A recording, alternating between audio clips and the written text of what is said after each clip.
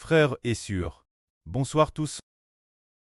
Ce soir, nous allons expliquer le pré-Cleste Jova, l'Avri donne au frère Ashbert. Alors, nous voyons dans Apocalypse chapitre 12 qu'il y a une femme. Cette femme enveloppe du soleil, la lune sous ses pieds, et elle était enceinte. Après tombe enceinte. Elle enfanta un fils. Alors nous comprenons.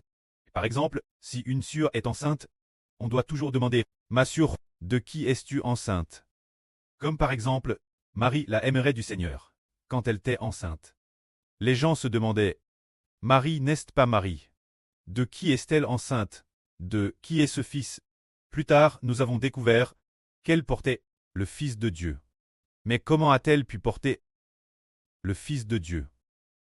Est-ce que le pré-Cleste Jova aurait pu Marie? Pas du tout. C'est le pré-Cleste Jova qui a directement transféré l'esprit de son Fils dans le sein de Marie. Ainsi, Marie a connu notre Seigneur Jésus.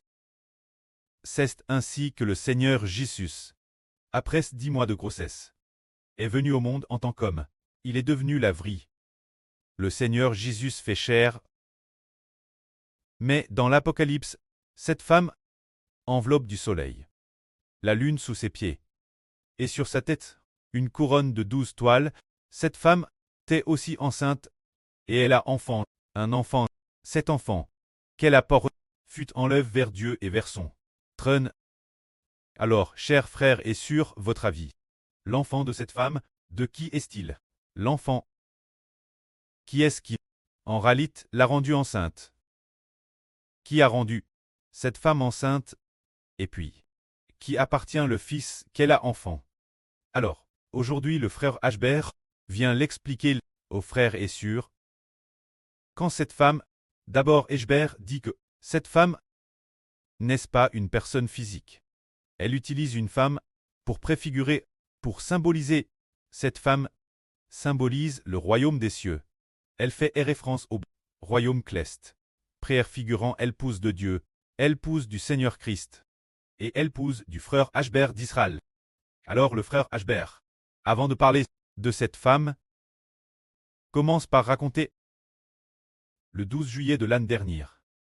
C'est-à-dire en 2025.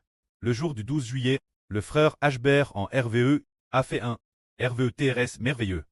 Dans ce RVE, le frère Ashbert irriguait des rizières avec de l'eau. Ce momentel LGE du frère Ashbert, dans le RVE, semblait un truc de 12 ans environ. TRS jeune, vraiment TRS jeune. Mais il savait comment diriger cette eau venant du canal d'irrigation.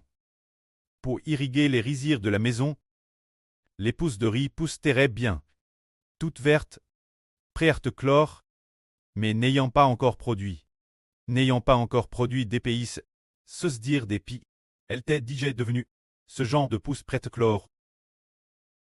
Ce genre de jeune pousse, ce momentel, le près du frère Ashbert, se tenait juste, c'était des Ashbert, et dit Ashbert, tu dois te marier et avoir des enfants. Papa espère que tu te marieras et auras des enfants le plus tété possible. Alors Ashbert répondit son preux. Papa, je suis encore très jeune. Je suis encore Thérèse jeune maintenant. Encore tout petit. Je n'ai pas encore atteint LGE de me marier. De plus, je veux encore m'efforcer de prêcher l'évangile de Jova le pré-Cleste. Je veux m'efforcer de prêcher l'évangile. Je ne suis pas presse de me marier. Puis le RVE s'est terminé. Alors ce RVE, le frère Ashbert, l'explique d'une manière merveilleuse. Le prêtre du frère Ashbert dirait ardemment que le frère Ashbert se marie et ait des enfants au plus tétés. Mais avec qui se marierait-il? Et quel genre de fils mettrait-il au monde? En réalité, ce prêtre dans le RVE n'est pas son preux terrestre. Celui du frère Ashbert. Son preux est décédé depuis longtemps. Ce preux est le Seigneur Jésus-Christ. Se dire notre preux bien-aime. Le Seigneur Jésus-Christ. Alors les pousses de riz dans le RVE. Les pousses dans la rizière du RVE symbolisent ceux qui sont prédestinés au salut et la vie éternelle. Mais le frère Ashbert était encore Thérèse jeune à l'époque. Le prêtre a dit, tu devais te marier et avoir des enfants au plus vite. Et il n'a pas seulement parlé de mariage, mais il a dit, se marier et avoir des enfants. Alors au juste, avec qui se marier? Plus tard nous, frères et sœurs, comprenons tous Le frère Ashbert est le soleil. Celui de l'Apocalypse, dans enveloppe du soleil. Ce soleil, alors dans l'Apocalypse, cette femme, elle est enveloppe du soleil, ce qui signifie qu'enveloppe du soleil, c'est comme si le soleil était sur son dos, ou l'Enlae, et la lune sous ses pieds. Et sur sa tête, une couronne de 12 toiles, cette femme, elle était enceinte. Et elle a enfant un fils, mais cette femme enceinte, de qui portait-elle le fils? Et qui était cet enfant? Nous disons que cette femme, elle s'appelle l'Israël de la Nouvelle Alliance. Elle s'appelle le Royaume d'Israël. Le Royaume d'Israël de la Nouvelle Alliance.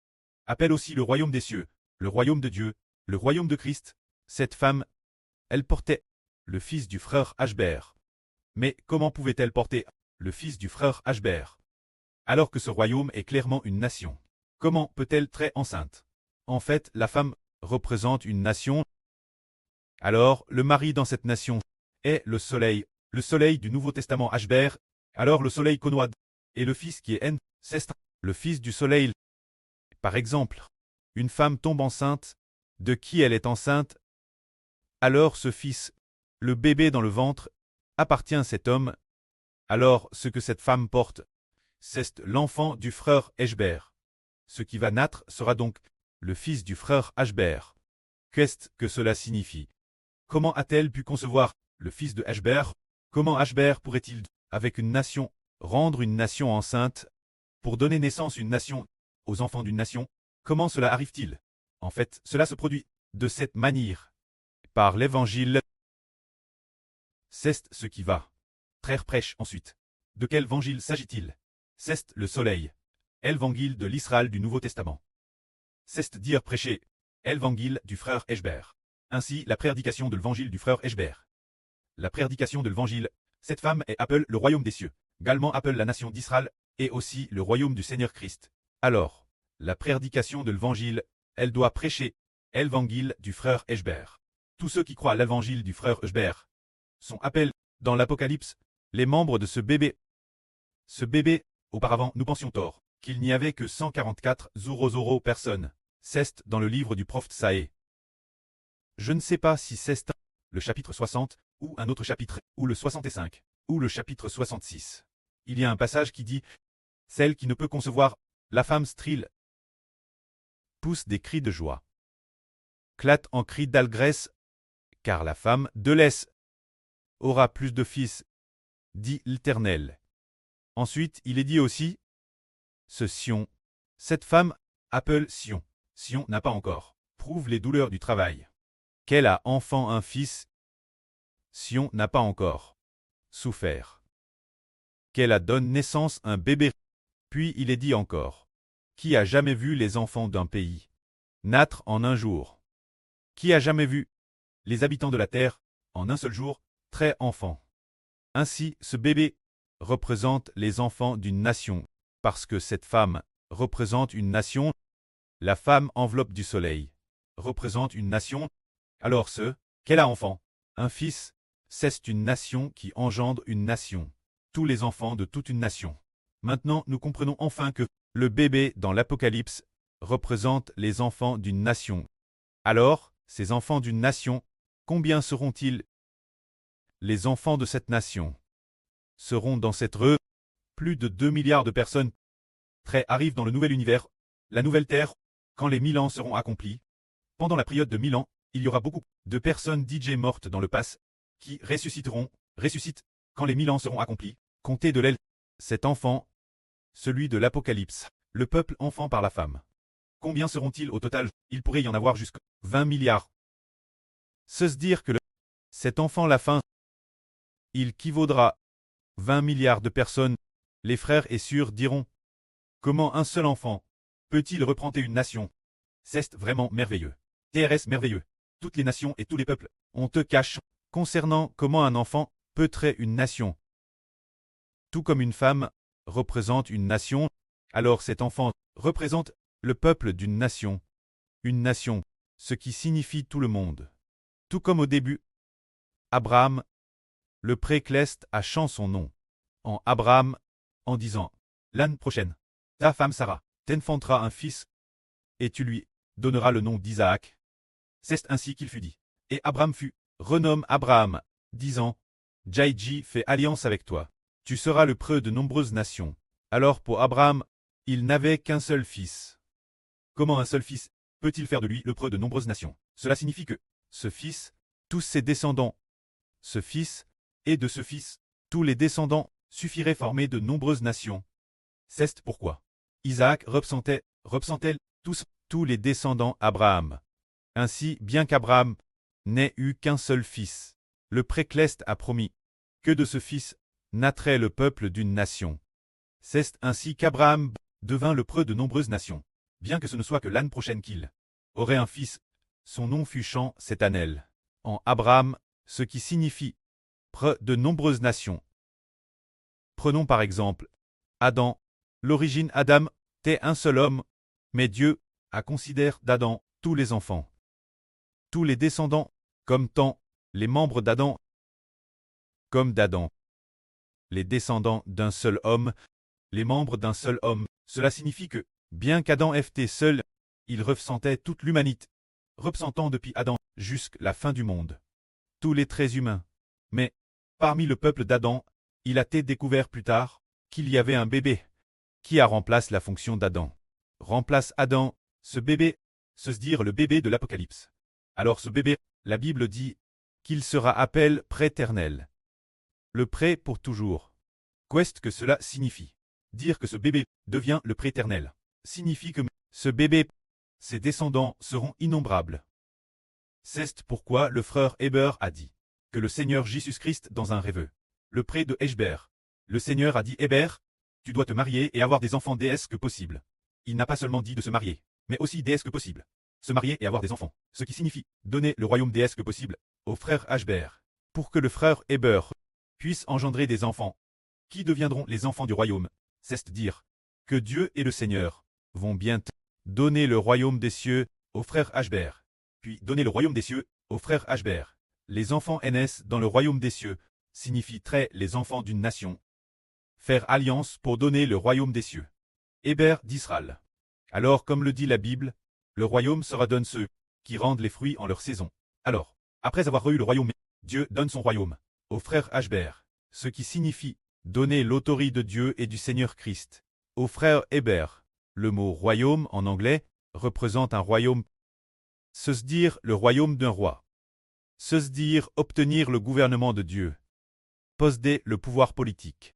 Posséder le gouvernement de Dieu et du Seigneur Christ. C'est cela le royaume. C'est dire donner le gouvernement du Précleste. Le gouvernement du Seigneur Héber, afin de permettre Héber d'engendrer les enfants d'une nation. Alors tout comme dans les temps anciens. Lorsque David est renié, il est dit que David était assis sur le trône de Dieu pour régner. Se dire que David était assis sur le trône de l'Éternel pour gouverner Israël, ce qui signifie que Dieu a donné le gouvernement à David, et ainsi David a fait paître Israël. Alors le pré a fait Hervé le frère Héber, dans un songe, qu'il devait prendre femme et avoir des enfants.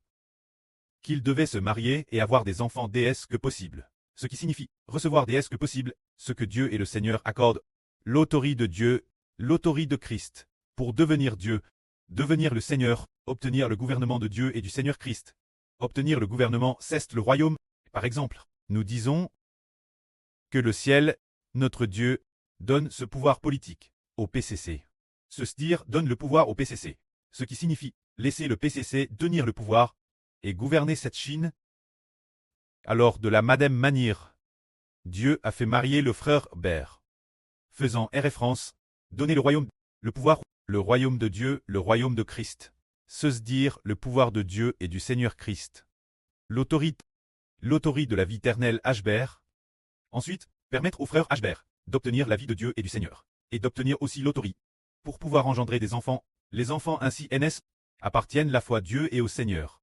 Et aussi au frère Héber, les enfants naissent, appartiennent Dieu, appartiennent Christ, sous le nom du Saint-Esprit. Que la gloire soit auprès et au Seigneur. Amen.